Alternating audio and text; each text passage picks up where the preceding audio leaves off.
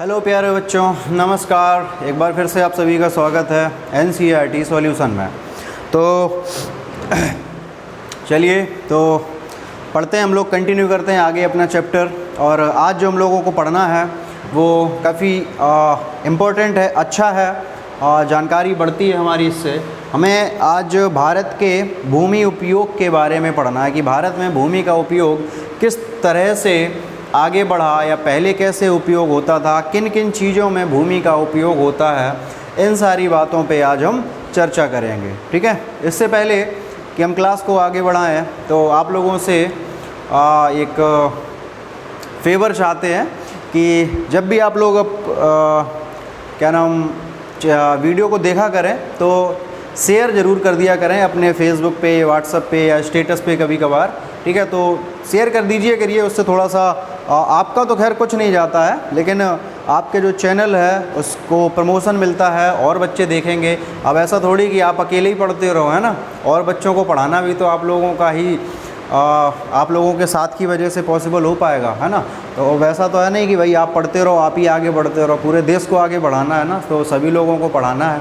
ठीक है, तो ऐसा आप कर दीजिए करिए, शेयर कर दीजिए, दोस्तों को बता दीजिए फ़ोन करके, मैसेज करके इसके बारे में। ठीक है, ओके, अगर अच्छा लगता हो तो। ठीक है, चलिए तो कंटिन्यू करेंगे क्लास को हम। तो आज हम लोग पढ़ रहे हैं भारत में भूमि के उपयोग को या भू उपयोग को। ठीक है, तो किस तरीके से उपयोग होता है ज़रा हम समझेंगे इन चीज़ों को। देखिए यहाँ पर दो सर्कल मैंने डिज़ाइन किए हुए हैं पहले से ही। ठीक है, और उन सर्कल में कुछ जानकारियाँ मैंने लिखी हैं। ये जो जानकारी अगर हो आपको ना दिख रही हो, वैसे दिखेगी, अगर ना दिख रही हो तो ये सारी चीज़ें यहाँ पर लिखी हुई हैं। ठीक है, इन्हीं मुद्दों पे आज हम लोगों को डिस्कशन करना है।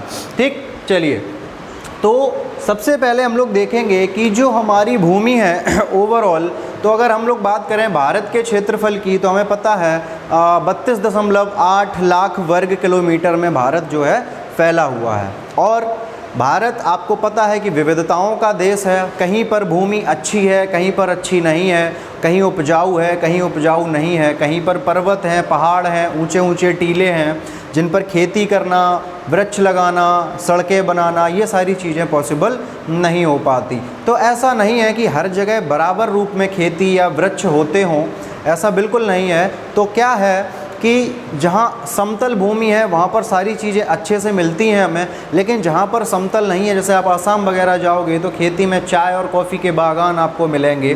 ठीक है, या खेत आप देखोगे तो सीढ़ी नुमा खेत आपको मिलेंगे, है ना, जैसे स्टेयर्स बनाई जाती है सीढ़ी ऐसे करके, तो वैसे ही करके आपको खेत वहाँ पर मिलते हैं। ठीक है, उन पर खेती की जाती है। तो खेती वहाँ कम हो पाती है क्योंकि ऊँची नीची ज़मीन है, कहीं पर पर्वत है, पहाड़ है। ठीक है, तो इस वजह से समस्याएँ रहती हैं। ठीक, अब हम लोग ज़रा इस पॉइंट पे, इस फिगर पे चर्चा करेंगे कि किस किस प्रकार की ज़मीन है और वो कितना एरिया है।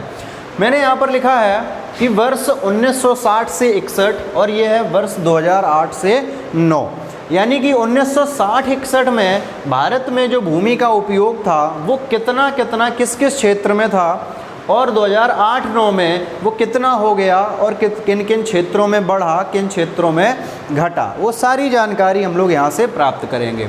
तो आप देख रहे होंगे सबसे पहले नंबर पे लिखा है वन। ठीक, वनों की अगर हम लोग बात करें तो वर्ष 1960-61 में हमारे भारत में 18.11 पॉइंट के बाद वैल्यू को एक साथ नहीं बोलते, तो 18.11% वन थे। ठीक, जो कि बढ़े, प्लस लगा, यानी कि यहाँ से इनकी संख्या बढ़ी है। तो यहाँ से इसका क्षेत्रफल बढ़ा और क्षेत्रफल बढ़ के सन 2008-9 में जो क्षेत्रफल हो गया वो हो गया 22.78, यानी कि 4% के आसपास इजाफा हमारे वनों में हुआ। ठीक, उसके बाद नंबर 2 पे आ जाएंगे। देखिए यहाँ पर भू उपयोग के बारे में भी हमने लिख रखा है कि भूमि का उपयोग किन किन चीज़ों में होता है। तो आपको पता है कि भूमि का उपयोग सारी चीज़ों में हम भूमि का उपयोग करते हैं, सड़कें बनाने में, घर बनाने में, खेती करने में, पेड़ पौधे लगाने में, उपवन लगाने में, उपवन मतलब पुष्प वाले पौधे लगाने में। ठीक है, और रहने में, निवास करने में, खाने पीने, हर एक चीज़ के लिए हमें भूमि का उपयोग करना होता है, हम करते हैं। तो भूमि का उपयोग सबसे पहले जो कैटेगरी यहाँ बनी है वो है वन, यानी कि वनों में हम भूमि का उपयोग किस तरीके से करते हैं, क्या करते हैं। तो वनों को आपने समझा कि 4% के आसपास वनों में हुआ है इजाफा सन 1960-61 से लेके सन 2008-9 के बीच। ठीक, अब पॉइंट नंबर 2 पे आ जाते हैं। पॉइंट नंबर 2 को सबसे पहले हम लोग यहाँ देखते हैं। पॉइंट नंबर 2 हमारा कह रहा है कि कृषि के लिए अनुपलब्ध भूमि, यानी कि ऐसी भूमि जो कृषि के लिए उपलब्ध नहीं है, यानी कि कृषि के कार्य के लिए उसका प्रयोग हम नहीं करते या नहीं कर सकते, दोनों ही बातें हैं। उसमें 2 वैरायटी हैं। पहली है बंजर तथा कृषि अयोग्य भूमि। 2 प्रकार की भूमि इसमें आती है जिसका उपयोग हम कृषि कार्य के लिए नहीं करते। पहली है बंजर, है ना। बंजर आप जानते हो वो एक ऐसी ज़मीन होती है जिसमें पेड़ पौधे, फल, फसल इनका उपजना बहुत मुश्किल होता है। वो भूमि की जो क्षमता होती है ना, मैग्नीशियम, फास्फोरस वगैरह जो क्षमता होती है भूमि की, वो क्षमता उसकी नष्ट हो जाती है किन्हीं कारणों जिससे उसमें फसल वगैरह का उपजाना मुश्किल होता है। कृषि अयोग्य भूमि सेम बात है। कृषि अयोग्य यानी कि कृषि के योग्य भूमि न होना। ठीक है, तो ऐसी भूमि जो कृषि के योग्य नहीं होती उसको हम कृषि के लिए अनुपलब्ध भूमि में रखते हैं। नंबर 2, गैर कृषि प्रयोजनों में लाई गई भूमि। प्रयोजन मतलब कार्य, उद्देश्य। ठीक है, तो गैर कृषि कार्य यानी कि ऐसी भूमि जिसका उपयोग हम कृषि के कार्य में नहीं करते। ऐसी बहुत सारा एरिया हम लोगों ने कवर कर रखा है। चूँकि हमारी पॉपुलेशन जो है वो लगातार बढ़ रही है और पॉपुलेशन बढ़ने के साथ साथ भूमि का उपयोग भी बढ़ेगा। जब पॉपुलेशन बढ़ती है तो 2 तरीके से हम भूमि का उपयोग खास तौर से बढ़ाते हैं।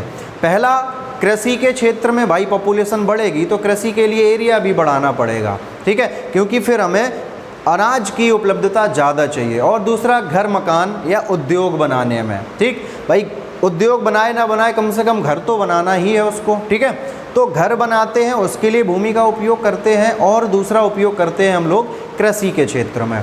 ठीक है, तो गैर कृषि कार्य में जब भूमि का उपयोग करते हैं उनमें इमारतें, सड़क है, उद्योग धंधे हैं, एयरपोर्ट वगैरह है, रेलवे स्टेशन है, इन सभी को कहाँ, ज़मीन पे ही तो बनाना है। ठीक है, तो अगर ये हम ऐसी ज़मीन पर बनाते हैं जो कि पॉसिबल हर बार नहीं होता कि जो बंजर भूमि है हमारे पास, भाई कृषि तो उसमें हो नहीं सकती, तो हम क्या करें, घर मकान, इमारतें, उद्योग धंधे सब उसी पे खोलें। लेकिन ऐसा हर बार पॉसिबल नहीं होता क्योंकि उद्योग धंधे, स्टेशन वगैरह बनाने के लिए भी हमें एक लोकेशन देखनी होती है कि कहाँ पर ये उचित रहेगा। तो ऐसा हर बार नहीं होता कि हम अनुपजाऊ भूमि में इन चीज़ों को इस्टेब्लिश करें। ठीक है, चलिए, तो ये दोनों चीज़ें आपने देखी कैसे उनका उपयोग होता है। अब हम देखेंगे इस डायग्राम में कि ये जो 2 तरीके की भूमि जिस पे हमने बात करी, कृषि के लिए जो अनुपलब्ध भूमि थी जो कि बंजर थी, जिन पे इमारतें, सड़कें, एयरपोर्ट, ये सारी चीज़ें बनाई, उनका क्या सीन था। आप देखोगे कि ये देखिए, ये वाले जो दोनों ब्लॉक हैं, ये एक में है 12.01% और दूसरे में है 4.95%। ये जो दोनों पॉइंट हैं ये इसी पॉइंट के सब पॉइंट हैं, क्योंकि पहले पॉइंट में आपने जिक्र किया है बंजर और कृषि के अयोग्य भूमि का, जो कि सन 1960-61 में 12% के आसपास थी। और जो हमारी गैर कृषि कार्य जिस पे इमारतें वगैरह बना रखी हैं वो 1960-61 में थी लगभग 5% के आसपास। ठीक है, देखिए यहाँ पर चिन्ह लगा माइनस का, यहाँ चिन्ह लगा प्लस का, यानी कि सन 60-61 से 2008-9 में जो हुआ है इस वाले एरिया को घटाया गया। यानी कि जो बंजर भूमि थी, जो कृषि के अयोग्य भूमि थी, उसको हमने बंजर भूमि को कृषि के योग्य भूमि बनाने की कोशिश की। उसमें लागत बहुत ज़्यादा आती है, समय बहुत ज़्यादा लगता है, इसलिए ये जो प्रोसेस है काफ़ी स्लो होता है। ठीक है, लेकिन फिर भी हमने इसको 12% से बढ़ाकर, कहाँ गया भाई, अरे सॉरी, घट गया है ना, इसको घटाना था क्योंकि भाई ख़राब भूमि है, ख़राब भूमि को घटा दिया हमने, तो 12% से घट कर ये कितनी रह गई, मात्र 8% के आसपास, यानी कि 4% की कमी यहाँ पर हुई। लेकिन आप देखोगे कि जो गैर कृषि कार्य, इसमें इमारतें और घर बन रहे थे, उद्योग धंधे खुल रहे थे। मैंने अभी बताया था कि जनसंख्या की वजह से ये चीज़ें होती हैं। कि भाई बंजर भूमि को तो उपजाऊ बना लिया हमने और उस पर खेती करना शुरू कर दिया, उस एरिया को हमने कम करके अपने यूज़ में ले लिया, लेकिन जो गैर कृषि कार्य के लिए योग पहले भूमि यूज़ करते थे 5% के आसपास, उसमें इजाफा हुआ और वो पहुंच गई 5.5% के आसपास। क्यों? क्योंकि पॉपुलेशन बढ़ी, पॉपुलेशन बढ़ने से हमें घर मकान उद्योग धंधे इन सब की आवश्यकता पड़ती है, तो इनमें तो हमने वृद्धि कर ली, लेकिन ये जो खराब भूमि पड़ी थी जिस पर कुछ नहीं हो रहा था, उस भूमि को हमने अपने यूज़ के लिए बनाया जिप्सम वगैरह का उपयोग करके, और उसका रेशियो जो है हमने कम कर लिया। ओवरऑल रेशियो की अगर हम लोग बात करें तो देखेंगे कि 12, 4, 16 लगभग 17% की ये भूमि थी, जो कि पॉइंट नंबर 2 में आ रही थी। 17% का हमने जो ओवरऑल अगर वेरिएशन देखा जाए तो देखेंगे 8, 5, 13, 14%, 14, 14.5% के आसपास, यानी ओवरऑल जो हुआ इसमें गिरावट आई है। यानी कि हमने कहीं ना कहीं ये भूमि का फ़ायदा यहाँ से निकाला है कि भूमि जो है हमारी वो बर्बाद हो रही थी, यहाँ पर ये वाली पड़ी रही भूमि, तो ये पड़ी हुई भूमि का हमने कहीं ना कहीं फ़ायदा निकाला, तो ओवरऑल हमारा इसमें 4%, 4.5% के आसपास का प्रॉफिट निकल के आया। यानी कि जो भूमि हमारे लिए बेकार थी अब हम उसका भी उपयोग करने लगे हैं। क्लियर हो गई बात? चलिए अब आते हैं पॉइंट नंबर 3 पे। पॉइंट नंबर 3 में लिखा है परती भूमि के अतिरिक्त अन्य कृषि अयोग्य भूमि। ठीक है, परती भूमि के अतिरिक्त अन्य कृषि अयोग्य भूमि। ठीक है, देखिए परती का मतलब समझ लें सबसे पहले कि परती भूमि कौन सी भूमि होती है। परती भूमि सीधे सीधे हिंदी में समझें, परती मतलब पड़ी हुई। पड़ी कैसी? बेकार। यानी कि बेकार पड़ी हुई जो भूमि है उसके अतिरिक्त भी जो कृषि के अयोग्य भूमि है, ये एक और कैटेगरी है। यानी कि ऐसी भूमि जिस पर हम खेती कर सकते हैं। जैसे आपने देखा होगा कि आपके जो खेत हैं उनमें खेत में कई जैसे मान लो 10 बीघे का एक चक है, उसमें 1 आध बीघा या जगह जगह पर छोटे छोटे टीले ऐसे बन जाते हैं जो उनकी मिट्टी ख़राब हो जाती है, वहाँ पर फसल कम या ना के बराबर होती है। ठीक है, तो ऐसे जो एरिया बड़े हो जाते हैं, ठीक है, जिनमें कम फसल उपज होती है, तो किसान क्या करते हैं कि उसमें हर बार फसल नहीं बोते। चूँकि अब आप समझिए कि लागत ज़्यादा आएगी, जिप्सम कौन डलवाएगा, फिर उसको कई बार उसमें जोताई करना, पानी लगाना, ये सारी चीज़ें देखिए यहाँ तो पैसे से ख़रीदनी होती हैं। ठीक है, तो अब किसान के पास इतना पैसा नहीं होता है कि वो ऐसी भूमि का उस भूमि को सही करे, पहले तो बंजर भूमि को, ख़राब भूमि को सही करे, उसमें अपनी खाद लगाए, ठीक है, गोबर खाद लगाए, वैसी खाद लगाए, यूरिया वगैरह, ठीक है, उसके बाद पानी लगाए, उसमें कई बार जोताई करवाए, निराई गुड़ाई उसकी हो जाए। तो ये सारा प्रोसेस जो है काफ़ी लंबा प्रोसेस होता है। तो इसलिए क्या होता है, किसान इसमें क्या करता है, एक बार फसल करने के बाद कुछ समय के लिए उसको छोड़ देता है। ठीक है, छोड़ दिया 1 साल या एक साल 2 साल पड़ी रही, उसके बाद क्या होता है कि नेचुरली उस मिट्टी में थोड़ा सा पावर आ जाता है फसल उत्पन्न करने का। तो क्या करता है, 1-2 साल बाद फिर से उसमें बीज रफ वे में डाल देता है, उसमें बहुत ज़्यादा पैसा खर्च नहीं करता कि बस डाल दिया, जो भी कुछ हो जाएगा वो हो जाएगा, उससे हमें बहुत ज़्यादा प्रॉफिट की उम्मीद नहीं रखता। ठीक है, तो परती भूमि का मतलब है जो ऐसी भूमि जो पड़ी हुई है, बेकार पड़ी हुई है, लेकिन कृषि के योग्य कहीं ना कहीं थोड़ी बहुत वो होती है। ठीक है, तो ऐसी भूमि और उसके अतिरिक्त कृषि अयोग्य भूमि, इन दोनों को अगर हम जोड़ लेते हैं तो ये हमारी एक तीसरी कैटेगरी बनती है। देखते हैं कि इसमें क्या क्या है। सबसे पहले देखेंगे स्थायी चरागाहें तथा अन्य गोचर भूमि। यानी कि कुछ ऐसी भूमियाँ होती हैं, जैसे ये तो परती भूमि है, अब इसमें मान लो इसको छोड़ दिया हमने 1 साल के लिए, तो 1 साल छोड़ने के बाद क्या होगा, इसमें जो ताकत आएगी उसमें कहीं ना कहीं घास वगैरह होगा ही, कि घास होंगे, कुछ छोटे मोटे ऐसे वृक्ष होंगे, फल पौधे होंगे, वैसे उगाते हैं। तो क्या वो चरागाह चरने के, पशुओं के चरने के काम आते हैं। तो पशु क्या उसमें छोड़ दिए जाते हैं, कई बार पानी उसमें भर जाता है, गड्ढे हो जाते हैं, तो उसके भी पानी पीने के काम आते हैं। तो पशु वहाँ पर चरने के लिए, अपना खाना पीना करने के लिए वहाँ पर जाते हैं। और अन्य गोचर भूमि, यानी कि और अन्य लोग भी उसमें, और अन्य जो भूमि होती है गोचर, यानी कि इसका मतलब होता है वो भी चरने के योग्य ही आती है, अन्य लोग जो चरते हैं जिसमें। ठीक है, चलिए नंबर 2 पे आ जाएं। विविध वृक्षों, वृक्ष फसलों तथा उपवनों के अधीन भूमि। ठीक है, विविध वृक्षों से मतलब है कि ऐसे वृक्ष जिन्हें जो हमारी ऐसी ख़राब भूमि पर उगाते, जैसे कि देसी बबूल, ठीक, या आपने देखा होगा एक खेतों में कई बार उगाता है, वो उसमें दूध सा निकलता है, क्या बोलते हैं उसको, वो याद नहीं आ रहा उस पौधे का नाम।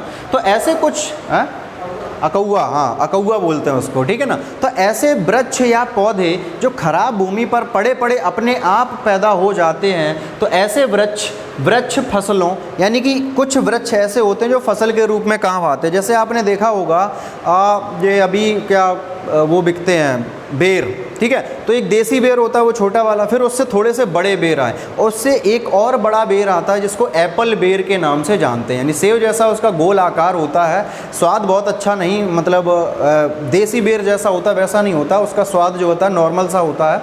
तो एप्पल बेर बोलते हैं, आपने आजकल इसका ट्रेंड बहुत ज़्यादा चल रहा है। तो ये क्या होता है, ये वृक्ष पे लगता है, पेड़ जैसा इसका होता है सीधा सा, ठीक है, बहुत ज़्यादा ऊंचा नहीं होता, 4-5 फुट के आसपास, 6 फुट लगभग ये पेड़ बनता है जाके, ठीक है। तो उस पर क्या होता है, तो ये वृक्ष फसल होते हैं, ठीक है। इनका क्या है, 2-3 साल इसको रखेंगे, जब तक फल अच्छे आते रहेंगे तब तक बना रहेगा। जैसे ही फल आना बंद हुए इनको सबको काट दिया गया, फिर नई फसल बो दी गई, ठीक है। तो ऐसे वृक्ष फसल तथा उपवनों, यानी कि उपवन का मतलब होता है पुष्प वाली खेती करना, ठीक है, जिसमें कि फूलों की खेती, गुलाब हैं, गेंदा हैं, चमेली है, इन तरीके की खेती जो भी है हम वो करते हैं, ठीक है। नंबर 3 पे आते हैं, कृषि योग्य बंजर भूमि। जहाँ अब कृषि के योग्य तो भूमि है लेकिन बंजर है, जो मैंने बताई प्रति भूमि के अंतर्गत आपको कि छोड़ देते हैं कुछ समय के लिए, ठीक है। तो कृषि योग्य बंजर भूमि जहाँ 5 से अधिक वर्षों से खेती ना की गई हो, यानी कि और भी इसमें गिरी क्वालिटी हो गई, यानी कि और ज़्यादा बेकार खेती जिसका हमने उपयोग सही तरीके से नहीं किया और उसको हमें एक लंबे समय के लिए छोड़ना पड़ता है। एक बार फसल कर ली, फिर वो पड़ी है, फिर किसी और ने कर ली, जब उसका मन आया तब कर ली, जिसके पास एक्स्ट्रा फसल, एक्स्ट्रा पैसा, एक्स्ट्रा बीज हो गया, उसने उठा के उसमें खेती कर डाली। तो ऐसी भूमि की हम लोग बात कर रहे हैं। तो ऐसी जो भूमियाँ होती हैं वो किसमें के अंतर्गत आती हैं, प्रति भूमि के अंतर्गत, ठीक है। प्रति भूमि का मतलब पड़ी हुई भूमि जिस पर एक कृषि वर्ष, ठीक है, जैसे अपना वित्तीय वर्ष होता है वैसे कृषि वर्ष भी होता है कि एक कृषि वर्ष के अंतर्गत एक बार या उससे भी कम बार उस पर खेती की गई हो, ऐसी भूमि हमारी प्रति भूमि के अंतर्गत आती है, ठीक है। तो इस पॉइंट को हम जरा यहाँ पर देखेंगे। अब आप देखिएगा कि ये जो 3 पॉइंट हैं, ये जो ब्लॉक हैं, एक ये वाला ब्लॉक, एक ये छोटा सा ब्लॉक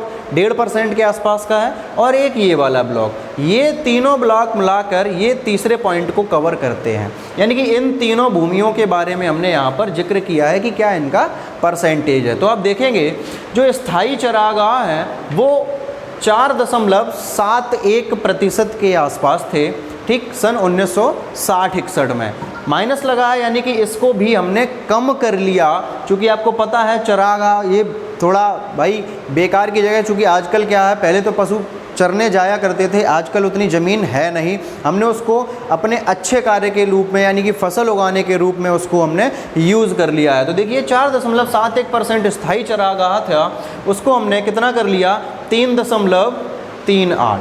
क्लियर है। तो 4-4.5% के आसपास से हमने 3.5% के आसपास इसको लेके आए, लगभग 1% की कमी हमने इसमें भी कर ली, यानी कि ये जो भूमि थी खराब पड़ी हुई थी उसका भी हमने उपयोग अपने फ़ायदे के लिए कर लिया।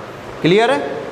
आगे देखते हैं, जो वृक्ष थे, वृक्षों की यहाँ पर जो हमने बात करी है, वृक्ष फसल तथा उपवनों की बात करी है, जो ऐसे ही उगाते थे, आपने देखा होगा वो छुई मुई का पौधा है और बहुत सारे पौधे, नौवजिया वगैरह है, जो सब अपने आप घास फूस वगैरह होते हैं तो अपने आप उगाते थे, ठीक है।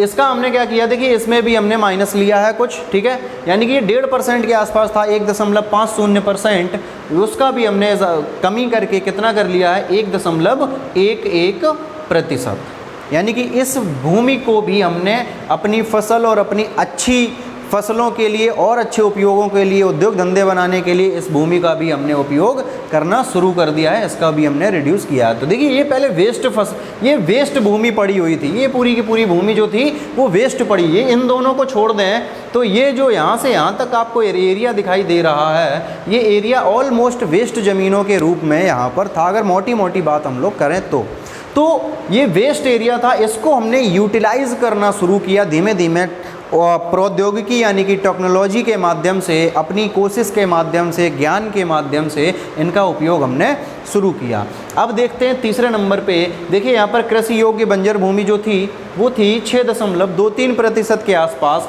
इसको भी हमने रिड्यूस कर लिया, यानी कि अपने फ़ायदे के लिए इसको हम यूज़, भाई यहाँ से भूमि कम हुई 60-61 में भूमि को कम किया तो भाई उसको कहीं ना कहीं तो यूज़ किया है ना हमने, तो कम जब हमने यूज़ किया तो वो हमारे फ़ायदे के लिए तो हो गया। अब मनुष्य जो काम कर रहा है वो अपने फ़ायदे के लिए तो करेगा, ठीक है। तो उसने वो काम किया, तो देखिए यहाँ से भी इस ज़मीन को घटा कर कितने पे ले आए, 4.17%। यानी कि ओवरऑल की अगर तीसरे पॉइंट की बात करें तो ओवरऑल जो बेकार पड़ी हमारी भूमि थी वो थी 6 4 10 4 14 14 और 1 15 16, लगभग 16% के आसपास की हमारी बेकार भूमि यहाँ पर पड़ी थी इस वाले एरिया में।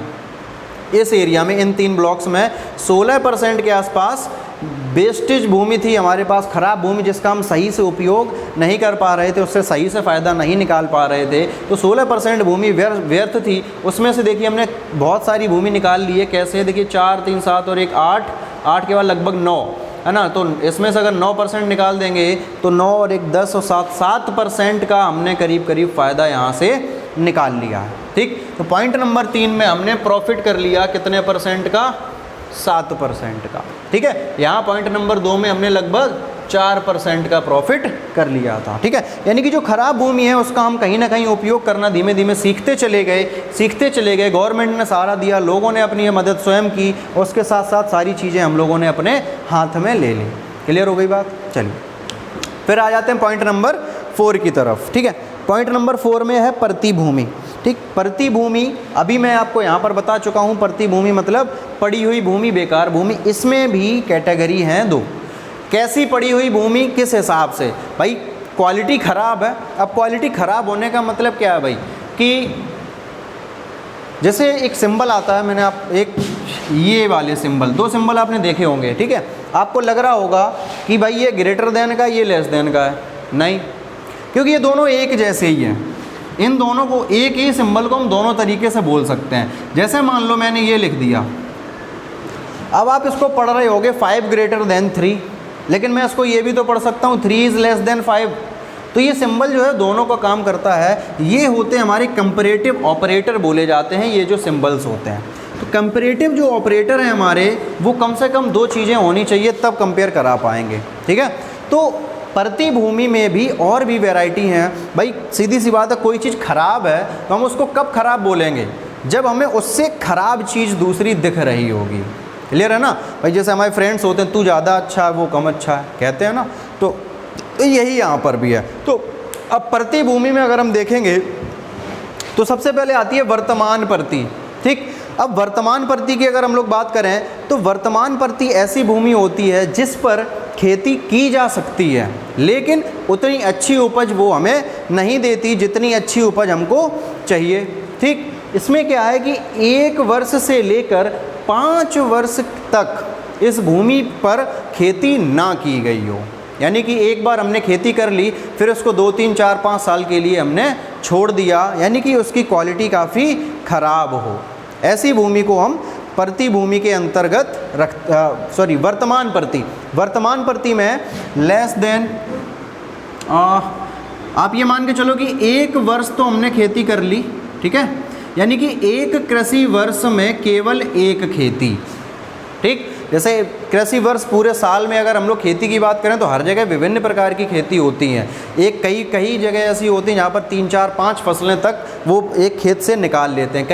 कई जगह ऐसी हैं जहाँ पर 2 फसलें निकलती हैं, और कई जगह ऐसी हैं जहाँ पर केवल एक सीज़न में एक ही फसल निकल पाती है, यानी कि एक ही फसल ठीक तरीके से हो पाती है, बाकी के लिए उसको हमें छोड़ देना पड़ता है, ठीक है। तो ऐसी भूमि को हम वर्तमान प्रति के अंतर्गत रखते हैं, यानी कि एक सीज़न में केवल एक फसल। क्लियर हो गई बात।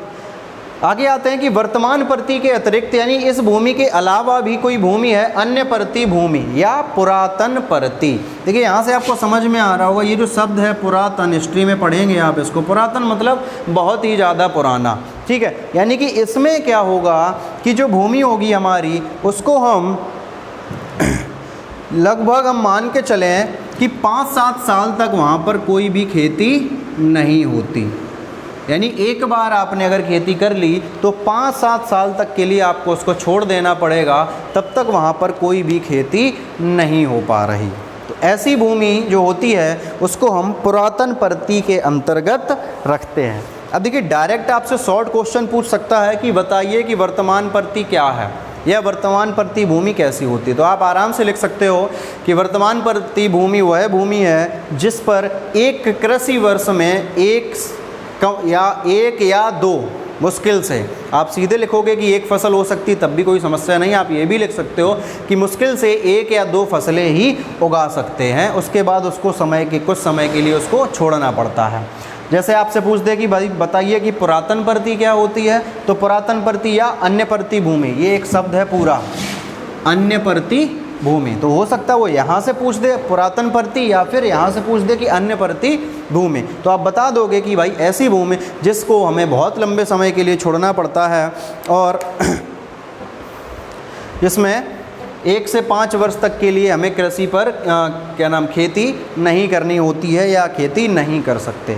ठीक है, यानी कि प्रति भूमि से, वर्तमान प्रति से ज़्यादा खराब कंडीशन इस भूमि की होती है। ठीक है, चलिए तो अब इसको भी ज़रा समझ लेते हैं भाई। पॉइंट नंबर 4 था ये। पॉइंट नंबर 4 में हमने क्या इजाफा कर लिया भाई, खराब भूमि है हमें दिखाई दे रही है। ठीक है, हमने इसका कैसे उपयोग कर लिया ज़रा आप ये देख लीजिए।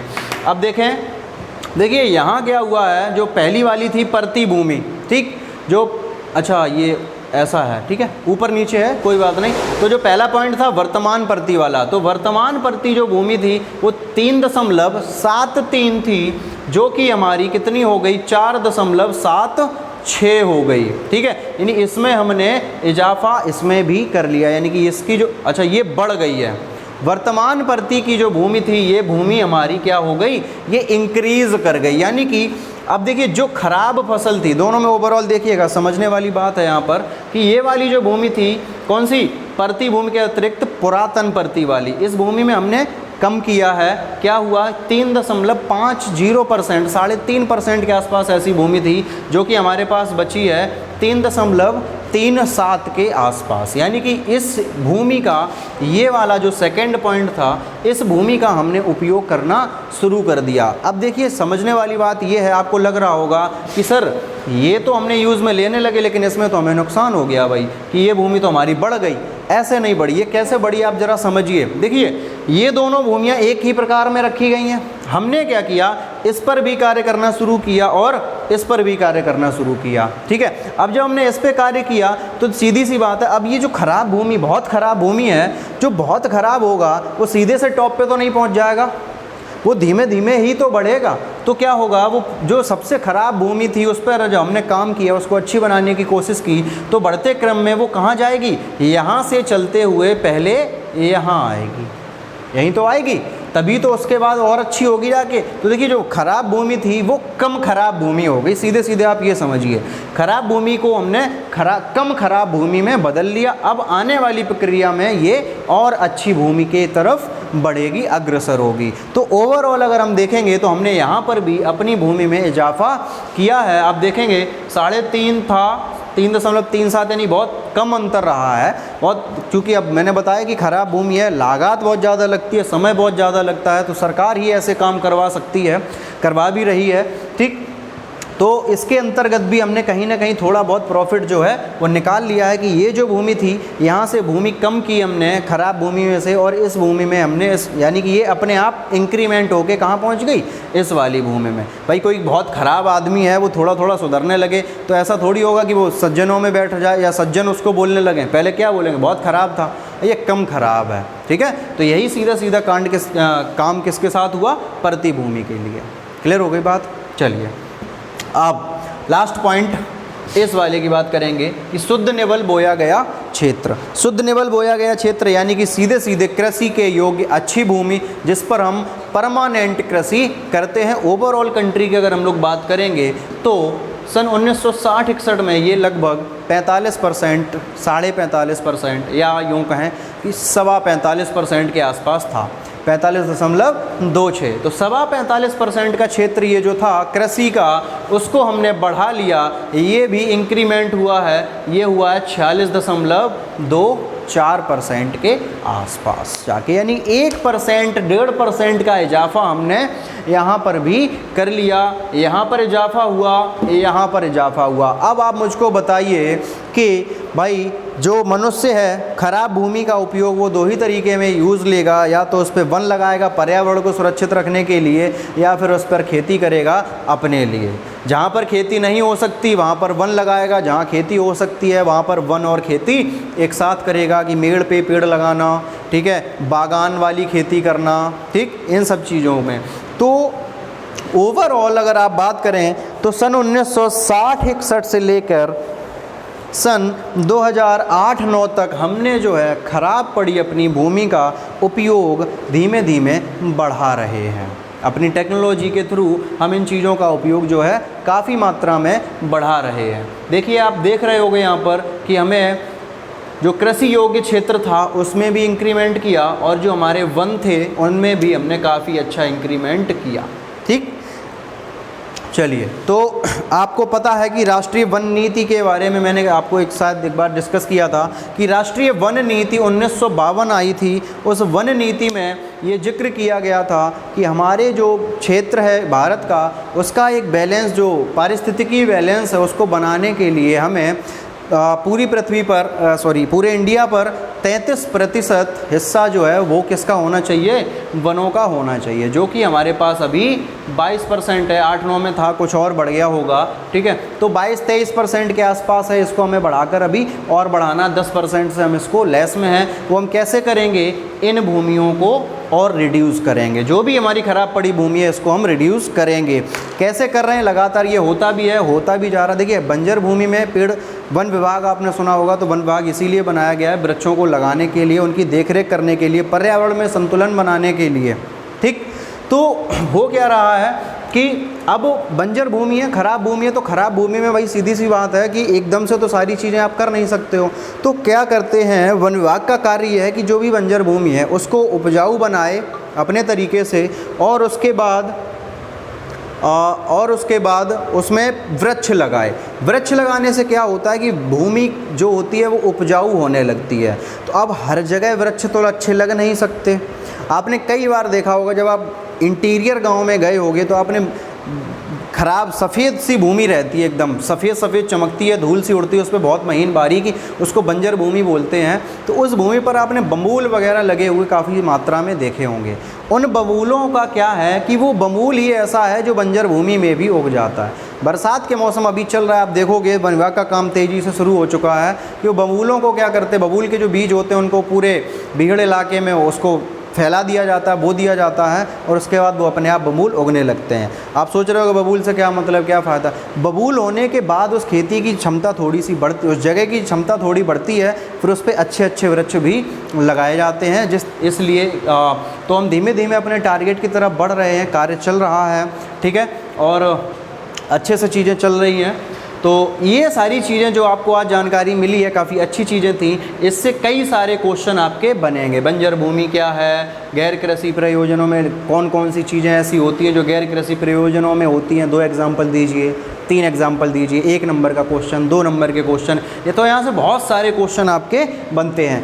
लेकिन जब आप लॉन्ग आंसर में इसी चीज़ को लिख रहे होगे तो ये डायग्राम आपकी बहुत ज़्यादा मदद करेगा। आप स्केच वगैरह लेके जाओगे तो इस डायग्राम को और भी अच्छे तरीके से वहाँ पर बना सकते हो, और जो आपका लॉन्ग आंसर आता है 3-4 कुछ नंबर का, 5 शायद, ठीक है, तो उन नंबरों को भी आप बहुत अच्छे से प्राप्त कर सकते हो। ठीक है, एक क्वेश्चन है कि सन 1960-61 से लेकर 2008-9 के बीच कि जो हमारी ये शुद्ध बोया गया क्षेत्र है, इसमें और वन जो है इनमें कहा गया कि कम इजाफा क्यों हुआ। भाई इसमें 1% के आसपास हुआ, इसमें 4% के आसपास हुआ। तो क्वेश्चन ये है कि इनमें कम इजाफा क्यों हुआ।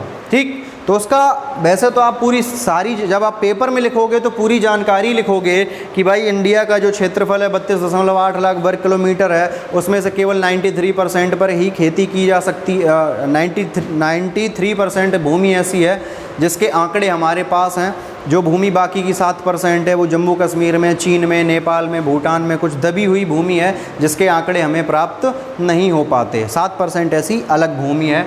ठीक है, उसके बाद आप लिखोगे कि अब हुआ क्या, चूँकि समय के साथ साथ हम लोगों ने अपना आर्थिक, औद्योगिक, ठीक है, और जनसंख्यात्मक हर तरीके से विकास हमने अपना किया है, जिसके लिए ज़रूरी है कि भाई जनसंख्या का विकास होगा तो खेती का विकास भी हमें चाहिए, और उद्योग धंधे और घर मकान बनाने के लिए भी ज़मीन हमें चाहिए। तो यहाँ से जो ओवरऑल हमने ज़मीन निकाली है, कितनी निकाल ली है, 7 और 4 11, 11 के बाद प्रति भूमि से ओवरऑल कुछ नहीं निकला है। तो 11-12% के आसपास जो हमने ज़मीन निकाली है वो 11-12% ज़मीन का डिस्ट्रीब्यूशन जो है वो कहीं ना कहीं इनमें है और इन दोनों में भी हुआ है। तो ओवरऑल इंक्रीमेंट हुआ है, लेकिन हमारी इच्छाओं की वजह से, ठीक है, हमारे फ़ायदे की वजह से जो राष्ट्रीय वन नीति थी उसमें था कि वनों का संरक्षण किया जाएगा, वनों का संरक्षण के साथ साथ वनों का उपयोग और उपभोग भी हम अच्छे से करेंगे। तो पेड़ पौधे लगाए जा रहे हैं, एरिया कवर किया जा रहा है, लेकिन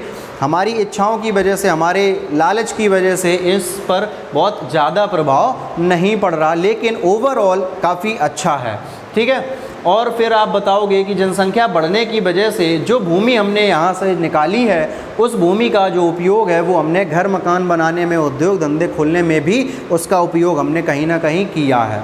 इसलिए जो ओवरऑल जो विकास हुआ है, वो जो भी विकास हुआ है वो विकास अच्छा हुआ है, लेकिन जो प्रोसेस है वो धीमे है। उसका एक और कारण है जो आप यहाँ से लोगे, क्या लोगे कि भाई जो भूमि है उसको अच्छा बनाने में समय लगता है, और ये जो समय है 60 से लेके 8 तक 48 वर्षों का करीब समय है, 50 वर्ष मान लें, 50 वर्षों का ये जो समय है, तो ऐसा बिल्कुल भी ज़रूरी नहीं है। देखिए 60 में हम लोग कमज़ोर थे, संख्या हम लोगों की कम थी, पैसा कम था, 8-9 में आते आते ठीक ठाक पैसा हुआ, लोगों का ध्यान इधर गया, नीतियाँ बाद में बनी, ठीक है, और जो प्रौद्योगिकी, जो टेक्नोलॉजी हमारे पास थी वो बाद में आ रही है, चल रही है।